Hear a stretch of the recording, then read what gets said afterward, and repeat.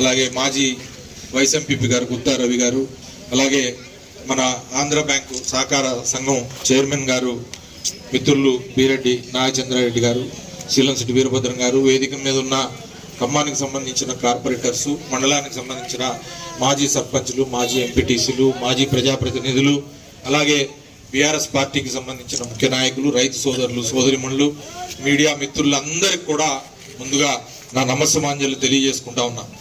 ఈరోజు BRS party ఆధ్వర్యంలో రాష్ట్ర వ్యాప్తంగా జరుగుతున్న రైతు ధర్నాలకి మనం మంచకొండ వేదికగా ధర్నా కార్యక్రమాన్ని పెట్టుకున్నాం.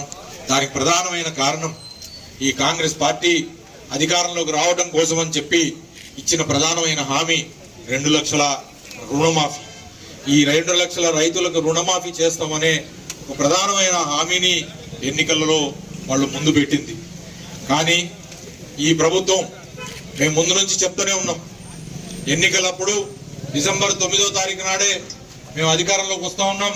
డిసెంబర్ 9వ తారీఖు నాడు మేము ఇట్లా రాగానే మేము 2 లక్షలు రుణమాఫీ చేస్తాం, ఈ లోపల ఎవరైనా రుణం తీసుకోకపోతే తప్పున పోయి ఉరుక్కుంటా పోయి 2 లక్షలు మీరు రుణం తీసుకోండి, మేము 9వ తారీఖు రాగానే ఒక్క దెబ్బలనే మేము ఆ 2 లక్షలు రుణమాఫీ చేస్తామని చెప్పి ఆ రోజు ఇదే ముఖ్యమంత్రి గారు రేవంత్ రెడ్డి గారు, గౌరవ ముఖ్యమంత్రి గారు అన్నదానికి మరి రైతాంగం మొత్తం కూడా నిజంగానే నమ్మి డిసెంబర్ 9వ తారీఖు నాడు అధికారంలోకి రాగానే మరి రుణమాఫీ చేస్తారేమో అనుకున్నారు. 2 రోజులు ముందే వచ్చారు, డిసెంబర్ 7వ తారీఖు నాడే అధికారంలోకి వచ్చారు. అధికారంలోకి వచ్చిన తర్వాత రైతు రుణమాఫీ మీద రకరకాలుగా కళ్ళబొల్లి మాటలు చెప్పుకుంటా, వాయిదాలు వేసుకుంటా, చివరికి ఆఖరికి మరి డిసెంబరు 9వ తారీఖు పోయి ఆగస్టు 15వ తారీఖు వాళ్లే వాయిదా ఫిక్స్ చేసుకున్నారు. ఆగస్టు 15వ తారీఖు లోపల పూర్తిగా 2 లక్షల రుణమాఫీ 100% అందరు రైతులకు కూడా మేము రుణమాఫీ చేస్తామని చెప్పి ఈ రాష్ట్రంలో ఉన్న ప్రధాన దేవాలయాలన్నింటిలో దేవుళ్ళ మీద కూడా ఒట్టు పెట్టిన ముఖ్యమంత్రి గారు ఇవాళ మరి దేవుళ్ళకి కానీ లేకపోతే రైతాంగానికి కానీ మోసం చేసి ఆడిన మాట తప్పి ఇవాళ రైతు రుణమాఫీని అరకొరగా అమలు చేసిన పరిస్థితి వాళ్ళ రాష్ట్రంలో ఉంది. అది రైతాంగానికి చాలా ఆందోళన, ఆవేదన. ప్రతి దగ్గర కూడా బ్యాంకుల దగ్గర రైతులు క్యూల్లో నిలబడి మాకెందుకు రుణమాఫీ కాలేదని చెప్పి ఆందోళనలో ఉన్నారు. వ్యవసాయ అధికారుల దగ్గర పోతే వాళ్ళు ఏమి చెప్పలేని పరిస్థితుల్లో ఉన్నారు. రైతులు మా రుణం మాఫీ ఎందుకు కాలేదు, ఏంటి కారణం అని చెప్పి మరి వాళ్ళ ఆందోళన చెందుతున్న పరిస్థితిని ప్రధాన ప్రతిపక్షంగా బీఆర్ఎస్ పార్టీ ఈ రోజున రైతుల పక్షాన్ని నిలబడింది. ముందు నుంచి చెప్తూనే ఉన్నారు.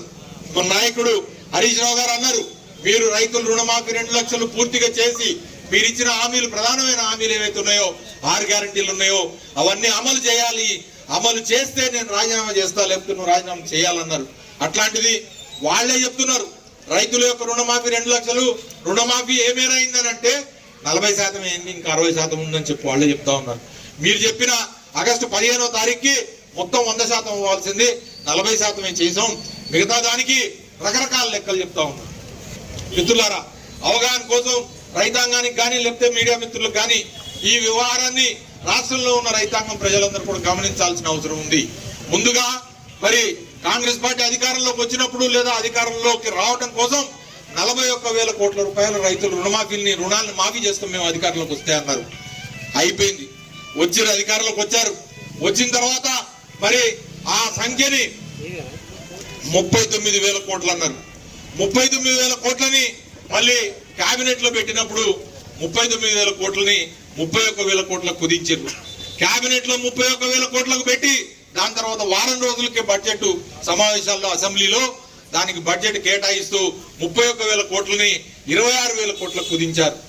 వారం రోజుల్లోనే 31,000 కోట్లు 26,000 కోట్లు ఎట్లయిందో ఎవరికి అర్థం కాలే. 41 నుంచి 31 నుంచి 26కు వచ్చింది. 26,000 కోట్ల రూపాయలు బడ్జెట్ లో పెట్టిందన్న పూర్తిగా చేస్తారా అని చూస్తే ఆగస్టు 15వ తారీఖు వచ్చేటప్పటికి 17,993 కోట్ల రూపాయలు మాత్రమే రైతు రుణమాఫీ చేశామని చెప్పి ఆ రోజు సాక్షాత్ ఇక్కడనే మరి ముఖ్యమంత్రి గారు వైరా సభలో చెప్పారు. ఇంకో పక్కన అదే సభలో ఉన్న డిప్యూటీ చీఫ్ మినిస్టర్ గారు మరి 31,000 కోట్ల రూపాయలు మేము రుణమాఫీ చేసేసామంటారు. వ్యవసాయ శాఖ మంత్రి గారు 31,000 కోట్లు రుణమాఫీ అయిపోయింది అంటారు. మళ్ళా నీటిపారుదల శాఖ మంత్రి గారు మొన్న పెట్టి ప్రెస్ మీట్ పెట్టి లేదు ఇంకా చాలా ఉన్నాయి, చేయాల్సింది ఉంది, చేస్తాము మళ్ళీ రాబోయే రోజుల్లో అంటారు. రెవెన్యూ శాఖ మంత్రి గారు ఆయన చెప్తారు కొన్ని సాంకేతిక కారణాలు. అరే సాంకేతిక కారణాలు ఉంటే 8 నెలల్లో మీరు సాంకేతిక కారణాలని మీరు మరి ఓవర్కమ్ చేయలేకపోయారా, పరిష్కారం చేయలేకపోయారా? ఒక్కసారి ఆలోచన చేయాలా. అసలు ఈ సాంకేతికత అనేది అవసరం ఏముందంటున్నా. రైతులకి రైతు బంధు ఇచ్చినప్పుడు కేసీఆర్ ఎన్నడైనా ఆధార్ కార్డు చూసిండా? కేసీఆర్ ఎన్నడైనా నీ రేషన్ కార్డు చూసిండా? కేసీఆర్ ఎన్నడైనా ఇది చూసిండా? ఎందుకు ఒక కుంట ఉన్నా కూడా, ఒక ఎకరం ఉన్నా కూడా ఎవరికి కూడా ఇబ్బంది లేకుండా రైతు బంధు ఎట్లా పడ్డది? నువ్వు అదే లెక్కన తీసుకో. అదే లెక్కన మేమేదైతే 6 సంవత్సరాలు రైతు బంధు 72,000 కోట్ల రూపాయలు ఒక్కరికన్నా వేరే పడిందా? ఒక్క చోట పొరపాటు అయిందా? ఒక్క రైతన్న రోడ్డు మీదకి వచ్చింది, నా దగ్గర నాకు రైతు బంధు రాలేదని చెప్పలేదు. అందరికి రైతు బంధు వచ్చింది. ఏ పద్ధతిలో అయితే మేము రైతు బంధు వేసుకొని 72,000 కోట్లు చేసినామో అట్లనే మొదటి విడతలో చెప్పినప్పుడు మేము ₹1,00,000 రైతు రుణమాఫీ చేస్తామని చెప్పినాము. ఆ రుణమాఫీ చేసిన పద్ధతి కానీ లేదా రైతు బంధు పద్ధతిలో కానీ మీరు రైతులందరికీ కూడా ఎటువంటి ఆంక్షలు లేకుండా ఏ రేషన్ కార్డునో ఆధార్ కార్డునో లేకపోతే నువ్వు ఉన్నావనా లేవనా ఇవన్నీ కాకుండా మొత్తంగా చేసి ఉంటే ఇవాళ రైతులకి సమస్య వచ్చి ఉండేది కాదు. లేదా మేము ధర్నా చేయాల్సిన అవసరం ఉండేది కాదు, మేము రోడ్ల మీదకి రావాల్సిన అవసరం ఉండేది కాదు, మీకు ఆ క్రెడిట్ వచ్చేది. కానీ మీ ఎజెండా వేరు. మీ ఎజెండా పూర్తిగా అమలు చేయాలనే ఉద్దేశం లేదు కాబట్టి మీరు ఏదో ఒక రకంగా కటింగులు పెట్టాలా. హామీ ఇచ్చినాం, అధికారంలోకి వచ్చినాం, కానీ ఆ మోపు మొయ్యలేని పరిస్థితుల్లో ఉన్నామని చెప్పి దాన్ని ఎట్లా ఒకట్లా ఎత్తేయాలని చెప్పే ఉద్దేశంతోనే ఆంక్షల కోసం అని చెప్పే రేషన్ కార్డులు కానీ లేకపోతే ఆంక్షల కోసం అని చెప్పే మరి పాస్బుక్లు కానీ లేకపోతే ఇతరత్ర మరి కండిషన్లు కానీ పెట్టడం జరిగింది. ఇవాళ మీ అందరికీ తెలుసు ఆధార్ కార్డు అంటే ఆధార్ కార్డులో తప్పులు ఉండకుండా ఉంటాయా? ఆధార్ కార్డులో తప్పులు ఉంటాయి. కానీ నీకున్న పాస్బుక్ ఏదైతుందో ఆ పాస్బుక్ ప్రకారంగా మరి బ్యాంకు రుణం ఇచ్చిండు. బ్యాంకు రుణం ఇచ్చేటప్పుడు ఎన్ని రకాల ఆంక్షలు చూస్తారు, ఎన్ని రకాల వెరిఫికేషన్ చేస్తారు. వాళ్ళందరూ వెరిఫికేషన్ చేసిన తర్వాత ఆ బ్యాంకు పైసలు ఇచ్చేటప్పుడు ఆయనతో మొత్తం క్షుణ్ణంగా కూడా పరిశీలన చేస్తాడు. నకసిక మరి పరిశీలన జరుగుతుంది. అంత పరిశీలన చేసి ఆయనకున్న భూమి మీదనే మరి రుణం ఇచ్చిన బ్యాంకులు ఉంటే వాళ్ళ దగ్గర ఉన్న మరి ఇన్ఫర్మేషన్ ప్రకారంగా ఆ బ్యాంకుకి డబ్బులు వేస్తే ఆటోమేటిక్ గా రైతులందరూ కూడా 100% రుణమాఫీ అయిపోతుండే కదా. మీరు ఎందుకని చెప్పి ఈ రకంగా ఆంక్షలు పెట్టారు అంటే కారణం ఏంటంటే పూర్తిగా మీరు ఎత్తేయాలనే ఉద్దేశంతోనే ఈ రాష్ట్రంలో ఉన్న రైతాంగం మొత్తానికి మరి రుణమాఫీ చేయొద్దనే ఒక మరి కుట్ర కోణంతోనే మీరు ఈ రకంగా చేయడం జరుగుతూ ఉంది. ఇవాళ ఏమైంది? ఇవాళ రాని రైతుల ఆందోళన చాలా మంది రైతులకి ఇబ్బంది అవుతా ఉన్నది. వాళ్ళు రోడ్డు మీదకి వస్తే వాళ్ళు ధర్నా చేసినా లేకపోతే ఇంకేదైనా చేసినా కూడా వాళ్ళ మీద కేసులు పెడతామన్నారు, పెడుతున్నారు, ఆల్రెడీ పెడుతున్నారు. అందుకని చెప్పే ఇవాళ బీఆర్ఎస్ పార్టీ కాంగ్రెస్ ప్రభుత్వానికి వ్యతిరేకంగా ఇవాళ రాష్ట్ర వ్యాప్తంగా మనం ఈ ధర్నా కార్యక్రమాలు తీసుకొని రైతాంగానికి అండగా ఉంటామని చెప్పడం కోసమే ఈ ధర్నా కార్యక్రమం చేస్తా ఉంది. తప్పకుండా ఈ ప్రభుత్వం రేవంత్ రెడ్డి గారి ప్రభుత్వం కాంగ్రెస్ ప్రభుత్వం రైతులకు పూర్తిగా 2 లక్షల రూపాయల రుణమాఫీ చివరి రైతు వరకు కూడా చేసి తీరాల్సిందే అని చెప్పి మేము ఈ సందర్భంగా డిమాండ్ చేస్తా ఉన్నాం. మేము 72,000 కోట్ల రూపాయలు రైతు బంధు రూపంలో కానీ లేకపోతే రుణమాఫీ రూపంలో కానీ లేకపోతే రైతు బీమా రూపంలో కానీ ఇతర రూపాల్లో కానీ చేయడం జరిగింది. అట్లనే మీరిచ్చిన హామీ ప్రకారంగా రైతు భరోసా అన్నారు. ఎకరానికి 10,000 రూపాయలు కేసీఆర్ గారు రైతు బంధు రూపంలో ఇచ్చి దేశంలో ఎక్కడా లేకుండా ఇస్తే మీ 6 గ్యారెంటీలు దాంట్లో రైతు భరోసా కింద పెట్టి రైతు భరోసాలో ఎకరానికి మరి 15,000 రూపాయలు ఇస్తామన్నారు. మేము ఇచ్చే 10,000కి అదనంగా 5,000 రూపాయలు. ఇవాళకి 2 సీజన్లు వెళ్ళిపోయినాయి. రబీ వెళ్ళిపోయింది, మళ్ళీ ఖరీఫ్ కూడా వెళ్ళిపోతుంది. రైతు భరోసా ఊసే లేదు. రైతు భరోసా కాదు కదా, కొన్ని రైతు బంధు వేస్తారేమో పోయినసారి వేసినట్టు ఒక 6 నెలలు వేసారు. మనము రైతు బంధు ఇచ్చినప్పుడు టింగ్ టింగ్ టింగ్ అనుకుంటా ఇవాళ 1 ఎకరం, రేపు 2 ఎకరాల వరకు, 3 ఎకరాలు, 5 ఎకరాలు, 10 ఎకరాలు వారం 10 రోజుల్లో మొత్తం రైతు బంధు పడిపోతుండే. కానీ అదే రైతు బంధుని మీరు ఇవ్వటానికి పోయినసారి రబీలో మీరు ఇవ్వటానికి మరి ఎన్ని రోజులు పట్టింది. ఇవాళ అయితే ఆ రైతు భరోసా ఊసు లేదు, పాత రైతు బంధు ఊసు కూడా లేదు. మరి వాళ్ళు అదే తగ్గొట్టారు. దాన్ని ఏదో ఇస్తామని చెప్పి మరి రైతు రుణమాఫీ అని చెప్పి దాన్ని పక్కన పెట్టారు. దానికి ఇవాళ మళ్ళీ ఆంక్షలు మొదలవుతున్నాయి. మిత్రులారా గుర్తుపెట్టుకోండి, ఇవాళ ఏమంటున్నారు? 10 ఎకరాల వరకు ఒక ఆయన అంటాడు, 5 ఎకరాల వరకైనా చాలని ఇంకొక ఆయన అంటాడు, ఇంకొక ఆయన ఉద్యోగస్తులకి ఇవ్వద్దంటాడు, ఇంకొక ఆయనేమో మరి ఇన్కమ్ ట్యాక్స్ కట్టడానికి ఇవ్వద్దంటాడు, ఇంకొక ఆయనేమో మరి రేపు మరి బండి ఉన్నా ఇవ్వద్దంటాడేమో, ఇల్లున్నా ఇవ్వద్దంటాడు, లేకపోతే ఇంకేమో అంటాడో తెలియదు. ఆయనతో దాన్ని ఎత్తగొడతారు. ఎత్తబట్టి ఆ రైతు భరోసాని కూడా ఒక మరి హాస్యాస్పదమైన కార్యక్రమం కూడా చేయడానికి. ఎందుకంటే మీకు తెలుసు కాంగ్రెస్ పార్టీ కొత్త కాదు. కాంగ్రెస్ పార్టీ దేశాన్ని పరిపాలించిన అత్యధిక సంవత్సరాలు లేదా ఈ రాష్ట్రాన్ని పరిపాలించిన మరి చరిత్ర. వాళ్ళు ఎప్పుడైనా సరే ఏదైనా మేనిఫెస్టోలో పెట్టిరు అని అంటే దానికి కోతలు లేకుండా, వాళ్ళ ప్రభుత్వంలోకి వస్తే దానికి కోతలు లేకుండానే ఉండవు. అందుకని ఇవాళ ఆ కోతల కాంగ్రెస్ పార్టీ ఆధ్వర్యంలో ఏర్పడిన ఈ ప్రభుత్వం, ఈ కోతల ప్రభుత్వం, అది కోతలు కోశారు. హామీల రూపంలో 420 హామీలు, 6 గ్యారంటీలు కోతలే. ఆ తర్వాత అమల్లో కూడా అన్ని కోతలే, కటింగ్లే పడతా ఉన్నాయి. ఇవాళ అర్థమైతా ఉన్నది, అయ్యో తప్పు జరిగిపోయింది, కేసీఆర్ గారు మహానుభావుడు, ఆయన ఉండుంటే ఈ పరిస్థితి ఉండుండేది కాదు, రైతులందరికీ న్యాయం జరిగేదని చెప్పి ఇవాళ రైతులు ఆలోచన చేస్తా ఉన్నారు. అందుకని చెప్పి మేము రైతాంగానికి అందరికి కూడా మేము బీఆర్ఎస్ పార్టీ తరఫున మేము మీ అందరు కూడా అండగా నిలబడతాం. ఒక్కొక్కసారి అధికార మార్పిడి జరగవచ్చు, ప్రజలు డిఫరెంట్ గా ఆలోచించవచ్చు, లేదా రైతాంగం లేదా కొంత మెరుగ్గా ఎక్కువ డబ్బులు వస్తాయి కదా అని చెప్పి వేరే పార్టీకి ఓటేసి ఉండొచ్చు కాక. కానీ ప్రధాన ప్రతిపక్షంగా ఇవాళ కాంగ్రెస్ పార్టీ అధికారంలోకి రావడానికి ప్రధాన హామీ అయిన రైతు రుణమాఫీని 2 లక్షల రూపాయలు అర్హులైన ప్రతి రైతుకి ఇచ్చేదాకా బీఆర్ఎస్ పార్టీ పోరాడుతుంది. కేసీఆర్ గారి నాయకత్వంలో, కేటీఆర్ గారి నాయకత్వంలో, హరీష్ రావు గారి నాయకత్వంలో మేమందరం కూడా రోడ్ల మీదకి వస్తాం. ఇంకా కావాలంటే కూడా మమ్మల్ని కావాలంటే జైల్లో పెట్టుకుంటారా, కేసులు వేస్తారా, లేకపోతే మమ్మల్ని తంతారా, లేకపోతే లాఠీ చార్జీ చేస్తారా, అన్నిటి కూడా మేము సిద్ధమయ్యే ఉన్నాం. ఎందుకంటే ఉద్యమం అంటే తెలంగాణ పోరాటం కానీ తెలంగాణ ఉద్యమం కానీ ఇవన్నీ చూడకుండా రాలే. తెలంగాణ ఉద్యమంలో అనేక మంది అసూలు బాసారు, అమరులు అయ్యారు. అవన్నీ కూడా ఎవరి వల్ల అయ్యారు? ఎవరి వల్ల? మీ కాంగ్రెస్ పార్టీ వల్ల కాదా? అప్పుడు 10 సంవత్సరాల పాటు 2004 నుంచి 2014 వరకు కేసీఆర్ గారు ఉద్యమం చేసిన ప్రధానమైన 14 సంవత్సరాల్లో 10 సంవత్సరాలు యూపీఏ ప్రభుత్వం కేంద్రంలో ఉండగా మీరు అనేక సార్లు మభ్యపెట్టారు. 2009లో కేసీఆర్ సచ్చుడో తెలంగాణ వచ్చుడో అని చెప్పి ఆ రోజే సాగు నోట్లో తలకా పెట్టి కేసీఆర్ కొట్లాడిండు. ఇవాళ నువ్వు కేసీఆర్ నువ్వు సావు, హరీష్ రావు నువ్వు సావు, నువ్వు దూకు, లేకపోతే ఇచ్చే అంటే ఇవాళ ఏమైతుంది? రేవంత్ రెడ్డి గారికి కానీ కాంగ్రెస్ ప్రభుత్వానికి కానీ మరి మా నాయకులందరూ చచ్చిపోతే కానీ వాళ్ళు పర్మనెంట్ గా అధికారంలో ఉండరనే ఒక భయమా, ఇన్సెక్యూరిటీ నా అర్థం కావట్లేదు.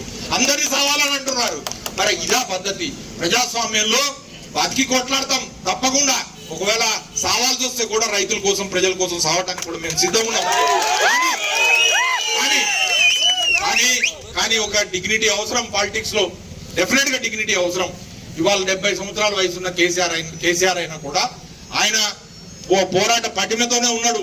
వస్తాడు తప్పకుండా. బయటకు వచ్చిన రోజున మరి మళ్ళా భూకంపం సృష్టిస్తాడు తప్పకుండా. మళ్ళీ ఏ రకంగానైతే ఉద్యమం ఉర్రూతలు ఊగించిండో ఆ ఉర్రూతలు ఊగించిన ఉద్యమ నాయకుడు కేసీఆర్ మళ్ళీ ప్రజల పట్ల, మరి తెలంగాణ ప్రజల పట్ల నిబద్ధతతో మా అందరితో పని చేపిస్తున్నారు. తప్పకుండా మీ అందరూ మళ్ళొక్కసారి ఈ ధర్నా ద్వారా మేము రైతాంగానికి అందరికి కూడా మేమందరం కూడా విజ్ఞప్తి చేస్తా ఉన్నాం. మీరు కూడా మాతో పాటు రావాల్సిన అవసరం ఉంది. ఉద్యమం చేయాలా, ఊరుకు పోదాం తప్పకుండా. మన అందరం కూడా బీఆర్ఎస్ శ్రేణులనే కలిసిమెలిసిగా రైతాంగానికి అండగా నిలబడదాం. అందరూ కూడా ఈ రైతులకు జరిగిన అన్యాయాన్ని ప్రతి ఒక్కరికి తెలియాలా. నేను మిగతా హామీల జోలికి వెళ్ళట్లేదు. ఇక ప్రతి హామీ గురించి చెప్పాలంటే 400 హామీలు, 20 హామీలు అంటే సాయంత్రానికి మంచు కూడా ఇన్నే ఉండాల్సి వస్తుంది. మేము భోజనాలు అరేంజ్ చేయాల్సి వస్తుంది, మా రాణి మరి మా లక్ష్మణ్. అందుకని ఆ 420 హామీల్లో కనీసం 4 హామీలు కూడా మీరు పూర్తి చేయలేకపోయారు. 4 అంటే 4 హామీలు. ఒక హామీ మరి బస్సు పెట్టిరు, అదేమో అనుకుంటారు బస్సుల్లో. ఇవాళనేమో రైతు రుణమాఫీ అంటేనేమో సగం మరి అదేదో సినిమాలో అత్తిరి సగం గుండు కొట్టి వెళ్ళిపోతాడు వాడు. మిగతా సగానికి 1000 రూపాయలు ఏమంటాడు. అట్లా అయిపోయింది ఇప్పుడు. రైతు రుణమాఫీ కూడా సగం గుండు కొట్టినట్లు అయిపోయింది. మిగతా సగానికి ఏందా అంటే ఎవరు సమాధానం చెప్పేటోడు లేడు. అదేమో మాసుకోలే, దూసుకోలే, మన కప్పుకొని అన్నట్లు అయిపోయింది పరిస్థితి. అందుకని నేనేమంటున్నా అంటే ఇవాళ ఈ జిల్లాలో కూడా ప్రధానంగా మరి 3 మంత్రులు ఉన్నారు. ఆర్థిక మంత్రి డబ్బులు ఇచ్చేటాయన, వ్యవసాయ మంత్రి డబ్బులు రైతాంగానికి ఇచ్చేటాయన, రెవెన్యూ మంత్రి అంటే మరి దానికి సంబంధించిన మరి 3 మంత్రులు ఉన్నారు. బాధ్యత తీసుకోవాలా. ఉమ్మడి ఖమ్మం జిల్లాలో ఉన్న రైతాంగం మొత్తానికి అటువైపు రాష్ట్ర ప్రభుత్వాన్ని డిమాండ్ చేస్తున్నాం, ఇటువైపు 3 మంత్రులను కూడా డిమాండ్ చేస్తా ఉన్నాం. ఖమ్మం జిల్లాలో ఉన్న రైతాంగానికి మొత్తానికి కూడా పూర్తిగా 100% రైతు రుణమాఫీ చేసి మీ మాట నిలబెట్టుకోవాలని చెప్పి కూడా ఈ సందర్భంగా మళ్ళొక్కసారి డిమాండ్ చేస్తూ ఈ రోజు మరొక విషయం కూడా నేను వస్తా తెలంగాణ తల్లి విగ్రహం దగ్గర పాలాభిషేకం చేసి వచ్చినాం. తెలంగాణ తల్లి విగ్రహం, తెలంగాణ తల్లి సెంటర్ ఏదైతే ఉన్నదో అక్కడ విగ్రహాన్ని పెట్టినాం. 2000 నాకు బాగా గుర్తుంది. ఇంకా 2017 సంవత్సరం ఎండ్ 2018 సంవత్సరం అక్కడ తెలంగాణ ఉద్యమ సమయంలో చిన్న తెలంగాణ తల్లి బొమ్మని, ఫస్ట్ తెలంగాణ తల్లి బొమ్మని మరి కేసీఆర్ గారు ఖమ్మం జిల్లాలోనే ఫస్ట్ తెలంగాణ తల్లి బొమ్మని ఉద్యమకారుల ఆధ్వర్యంలో పెట్టడం జరిగినప్పుడు అది చిన్నగా ఉండే, దాన్ని మార్చి పెద్ద చేయాలని చెప్పి ఉద్యమకారులందరూ కూడా అంటే ఆ రోజున నేను ఎమ్మెల్యేగా ఉన్న సమయంలో మొట్టమొదటి తెలంగాణ తల్లి విగ్రహాన్ని, అద్భుతమైన తెలంగాణ తల్లి విగ్రహాన్ని ఏర్పాటు చేసి దాని చుట్టూతో ఫౌంటైన్ ఏర్పాటు చేసి అద్భుతంగా ఉంది. ఇవాళ పాలాభిషేకం చేయాలని పోతే అది మొత్తము ఎట్లా ఎలిసిపోయి ఉన్నది. అక్కడ కనీసం నిర్వహణ కూడా సరిగ్గా లేదు. కనీసం దయచేసి మరి అధికారులు కానీ ఇంకోళ్ళు కానీ మీరు తెలంగాణ తల్లిని లేదా తెలంగాణ తల్లి ఎట్లుండాలి, లేకపోతే తెలంగాణ తల్లి ఆకృతి ఎట్లుండాలి, లేకపోతే రూపం ఎట్లుండాలి, వీటన్నిటి మీద కూడా మొన్ననే ఈ మధ్యనే మరి రేవంత్ రెడ్డి గారు కానీ కాంగ్రెస్ ప్రభుత్వం కానీ ఉన్నదాన్ని మార్చాలని చెప్పేదో ప్రయత్నం చేసి ఆఖరికి ప్రజల నుంచి, ఉద్యమకారుల నుంచి లేదా తెలంగాణ మేధావుల నుంచి విపరీతమైన వ్యతిరేకత వచ్చింది. అసలు మీరు తెలంగాణ తల్లి రూపాన్ని మార్చాలంటేనే అంత వ్యతిరేకత వచ్చినప్పుడు తెలంగాణ గేయం, ఆ గేయాన్ని కూడా ఆయన ఎవరు ఆంధ్రాయనతోని మ్యూజిక్ కొట్టిస్తే దానికి అది తుస్సుమన్నది, ఎవడు పాడుతూనే లేడు. ఇప్పుడు ఆ గేయం ఆ రూపంలో పాడతలేదు. జయ జయ హే తెలంగాణ మరి అనే పాట ఏదైతే ఉద్యమ సమయంలో ఉర్రూతలోకిచ్చిందో దాని జోలికి పోతే అట్లనేయింది. ఇవాళ మళ్ళీ సచివాలయంలో తెలంగాణ తల్లి విగ్రహం ఏర్పాటు చేయడం కోసం ప్రదేశాన్ని మరి ఆ రోజు గుర్తించి తెలంగాణ తల్లి విగ్రహం పెట్టాలనుకున్నామో ఆ స్థానంలో మీ పార్టీ నాయకుల యొక్క విగ్రహాలను పెట్టుకోవాలని చెప్పి మీరు అనుకుంటున్నారు. కానీ మేము డిమాండ్ చేసేది ఒక్కటే, గతంలో అక్కడ తెలుగు తల్లి విగ్రహం ఉండే, తెలుగు తల్లి విగ్రహాన్ని తెలంగాణ తల్లితోని మనం మార్చడం, అదే దాన్ని మరి ఏదైతే సచివాలయం కట్టేటప్పుడు రోడ్లు వెడల్పు చేసేటప్పుడు అక్కడ కొత్త సచివాలయం ఇటువైపు అమరుల జ్యోతి, అటువైపు అంబేద్కర్ గారిని ఏర్పాటు చేసుకుని మధ్యలో తెలంగాణ తల్లి కోసం అని చెప్పి ఆ ప్రదేశాన్ని ఏర్పాటు చేస్తే ఇవాళ ఆ ప్రదేశంలోనే మీరు తెలంగాణ తల్లి విగ్రహాన్ని కాదని అక్కడ మీ పార్టీ నాయకుల యొక్క విగ్రహాన్ని పెట్టడానికి ప్రయత్నం చేస్తా ఉన్నారు. ఇది తెలంగాణ ప్రజల యొక్క సెంటిమెంట్ తో ముడిపడి ఉన్న సమస్య. తెలంగాణ తల్లి ఏ ఒక్కళ్ళ మరి నాయకురాల్లో ఇంట్లో మరి చుట్టమ బంధువు కాదు, అది ఒక సెంటిమెంట్ తో ముడిపడి ఉన్న ఒక మరి అంశం. దాని జోలికి ఎందుకు వెళ్తున్నారు అనవసరంగా? ఆ విగ్రహాన్ని అక్కడనే ఎక్కడైతే నెలకొల్పాలనుకున్నామో అక్కడ తెలంగాణ తల్లి విగ్రహాన్ని ఏర్పాటు చేయాలని చెప్పి మేము డిమాండ్ చేస్తా ఉన్నాం. ఇవాళ బీఆర్ఎస్ పార్టీ తరఫున మేము ఆ కార్యక్రమం కూడా చేసి పాలాభిషేకం చేసి ఇక్కడ రావడం జరిగింది. ఇవాళ మరి ఖమ్మం జిల్లా ప్రజలకు కూడా ఒక్కసారి ఆలోచన చేయాలి. తొలి దశలో కానీ మలి దశలో కానీ తెలంగాణ ఉద్యమ సమయంలో కూడా ప్రజలందరూ, సంపన్న వర్గాలందరూ కూడా ఒక్క తాటి మీదకి వచ్చి తెలంగాణ రావడానికి ప్రధానమైన భూమిక పోషించిన ఖమ్మం జిల్లా ప్రజలకి ఈ సందర్భంగా తెలంగాణ తల్లి విగ్రహం విషయంలో కానీ, లేదా రైతుల రుణమాఫీ విషయంలో కానీ, లేదా కాంగ్రెస్ పార్టీ ఇచ్చిన ప్రధానమైన 6 హామీలు, లేదా 420 మరి హామీలు 6 గ్యారెంటీల విషయంలో కానీ మనం అందరం కూడా ఈ ప్రభుత్వాన్ని నిలదీసి ప్రజలకి మేలు జరిగే విధంగా మనం అందరం కూడా కొట్లాడటానికి ముందుకు రావాలని చెప్పి మనస్ఫూర్తిగా కోరుకుంటూ ఈ ధర్నా కార్యక్రమాన్ని మరి ఇంత షార్ట్ టైంలో అయినా సరే చెప్పినా కూడా మీరందరూ కూడా విజయవంతం చేసినందుకు మీ